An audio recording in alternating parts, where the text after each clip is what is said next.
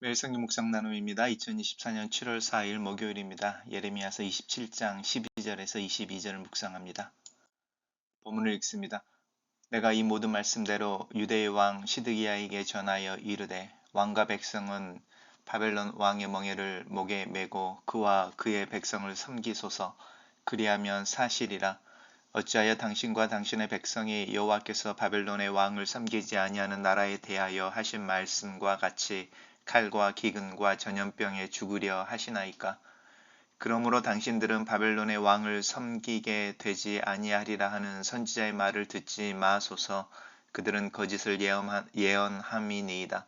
이는 여호와의 말씀이니라. 내가 그들을 보내지 아니하였거늘 그들이 내 이름으로 거짓을 예언하니 내가 너희를 몰아내리니 너희와 너희에게 예언하는 모든 선지자들이 멸망하리라. 내가 또 제사장들과 그 모든 백성에게 전하여 이르되 여호와께서 이와 같이 말씀하시기를 보라, 여호와의 성전의 기구를 이제 바벨론에서 속히 돌려오리라고 너희에게 예언하는 선지자들의 말을 듣지 말라. 이는 그들의 거짓을 예언함이니라 하셨나니 너희는 그들의 말을 듣지 말고 바벨론의 왕을 섬기라. 그리하면 살리라. 어찌하여 이 성을 황무지가 되게 하려느냐? 만일 그들이 선지자이고 여호와의 말씀을 가지고 있다면 그들이 여호와의 성전에와 유다의 왕의 궁전에와 예루살렘에 남아있는 기구를 바벨론으로 옮겨가지 못하도록 만군의 여호와께 구하여야 할 것이니라. 만군의 여호와께서 기둥들과 큰 대야와 받침들과 이 성에 남아있는 기구에 대하여 이같이 말씀하시나니 이것은 바벨론의 왕 느부갓네살이 유다의 왕 요아김의 아들 여고니아와 유다와 예루살렘 모든 귀인을 예루살렘에서 바벨론으로 사로잡아 올 때까지 가져가지 아니하였던 것이라. 만군의 여호와 이스라엘의 하나님께서 여호와의 성전과 유다의 왕의 궁전과 예루살렘에 남아있는 그 기구에 대하여 이와 같이 말씀하셨느니라. 그것들이 바벨론으로 옮겨지고 내가 이것을 돌보는 날까지 거기에 있을 것이니라. 그 후에 내가 그것을 올려와 이곳에 그것들을 되돌려 두리라. 여호와의 말씀이니라.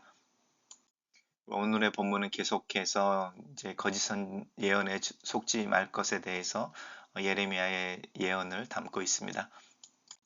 우리 어제 묵상할 때 하나님께서 예레미야를 통하여 유다 왕 시드기야를 보기 위해서 예루살렘에 모여 있던 그 주변 나라들의 사절단, 외교 사절단에게 가서 그들이 이제 각 나라의 자기 왕으로 돌아가거든 그 왕에게 말해서 하나님 천지를 지신 하나님께서 지금은 바벨론과 바벨론 왕을 세우시니 그 밑에 이제 화친을 취하고 그 대항할 생각을 하지 말아라. 이제 이렇게 이야기하는 부분이었습니다. 역사를 이야기하는 부분 속에 하나님이 천지를 창조하시고 역사의 주관자이시다라는 고백 때문에 바벨론 왕의 멍에라고 하는 부분, 바벨론 왕과 또 바벨론의 이제 속국으로 또 그 아래에서 이제 화평이나 평화를 추구하는 형태로 가라는 이야기인 거죠.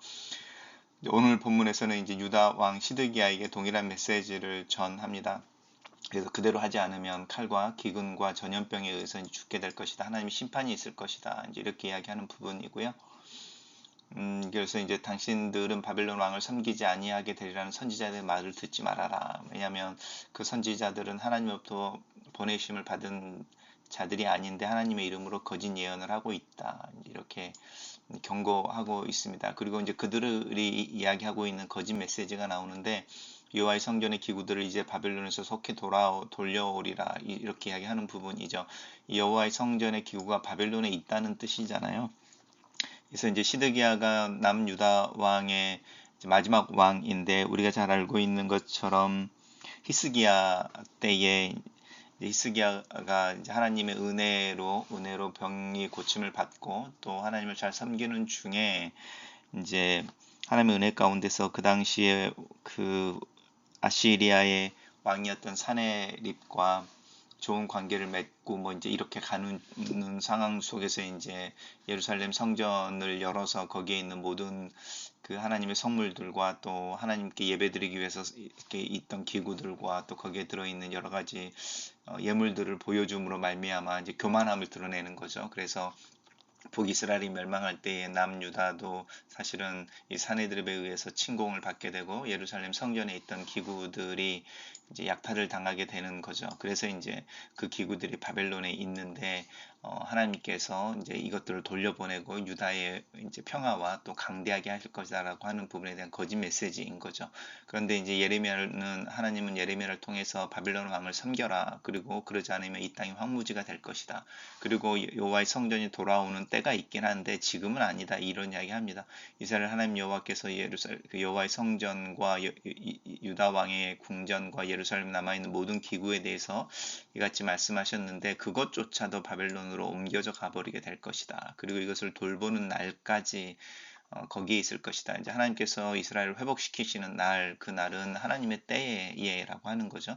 그것을 이제 내가 이것을 돌보는 날까지 거기 있다가 내가 그것을 올려와 이곳에 되돌려 두리라. 물론 내가 그것을 할 건데 지금은 아니야라고 하는 부분입니다. 이제 계속적으로 이야기하는 것은 무엇이냐면 역사의 흐름을 읽어라라는 부분이 아니죠. 역사의 주관자가 하나님이시라는 걸 기억한다면 지금 하나님이 행하고 계시는 일에 순종함으로 너의 믿음을 고백해라라고 하는 부분입니다. 우리가 그 메시지를 좀 잘 이해할 필요가 있습니다. 단락을 요약해 보겠습니다. 하나님은 예레미야를 통해 바벨론에 항복하는 길만이 살 길이라 선포하시고 조속한 회복을 예언하는 거짓 선지자들에게 속지 말라라고 경고하신다. 이렇게 정리해 봤습니다. 묵상 나눔입니다. 하나님은 회개의 능력조차 상실한 백성을 포기하지 않으시고 그들을 치료하기 위해 멸망과 유배라는 특단의 조치를 취하십니다. 유다에게 남은 유일한 회복의 길은 용서와 구원에 대한 기대를 포기하고 심판을 통과하는 것뿐이었습니다. 그러므로 시드기야 왕은 바벨론을 통한 하나님의 심판을 받아들여야 합니다. 백성과 함께 포로의 멍에를 메고 하나님을 의지하는 것 외에는 생존의 길이 남지 않은 상태로 순순히 내몰려야 합니다. 바벨론에게 대항하는 것은 하나님의 뜻에 대항하는 것입니다. 주께서 요즘 어떤 멍에를 메라고 요구하고 계십니까? 이유를 모르더라도 주께는 모든 시간이 나를 위한 최상임을 믿고 잘 견뎌냅시다. 하나님께서는 거짓 선지자들은 물론 그 예언을 따른 이들에게도 책임을 물으실 것입니다. 예레미야가 멍에를 매는 상징적인 행동을 하면서까지 생생하게 하나님의 뜻을 일러 주었는데도 왜 시드기야 왕은 바벨론에게 저항하고 반역을 꾀할까요? 부정적인 예레미야와 달리 긍정적인 비전을 설파하는 거짓 선지자들 때문입니다. 듣기 좋은 말로 백성을 현혹한 거짓 선지자도 문제이지만 듣기 좋은 말만 골라 들으며 거짓 희망을 품고 스스로 회개의 가능성을 차단하는 백성도 문제입니다. 듣는 자에게도 분별해야 될, 또 분별하여 들어야 할 책무가 있습니다. 비록 내 마음을 헤집는 말이라도 꼭 들어야 하는 말이 아니라면 외면하지 맙시다. 예루살렘을 함락시킨 바벨론은 여고니야 왕을 포로로 잡아가고 성전 기물들을 약탈한 뒤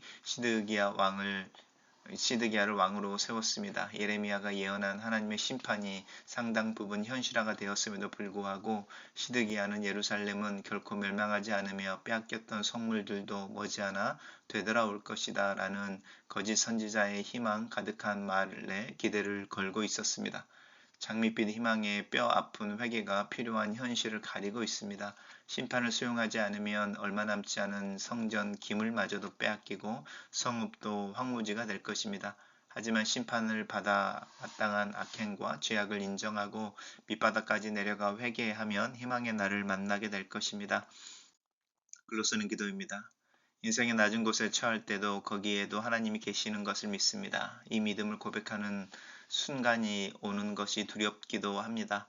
지금의 상황에서 하나님 앞에 겸손함을 잊지 않게 하시고 지금 이 순간에도 하나님의 은혜 안에 있음을 고백하며 내게 주어진 이 순간 여기의 삶 속에 하나님의 임재를 경험할 수 있기를 기도합니다. 내 마음과 내 믿음을 붙잡아 주시고 나로 겸손히 주님과 동행하는 것을 실천하는 하루를 살게 도와 주시옵소서. 예수님 이름으로 기도합니다. 아멘.